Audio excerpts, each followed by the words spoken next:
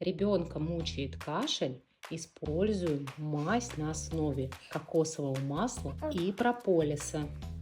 Мазью можно обрабатывать и грудку, и спинку, и ножки, потому что на ножках очень много точек, которые позволяют справиться, в том числе и с кашлем. Мазь прекрасно позволяет справиться с насморком. Просто помажьте носик вашего ребенка вот здесь вот, да. И благодаря этому носик задышит.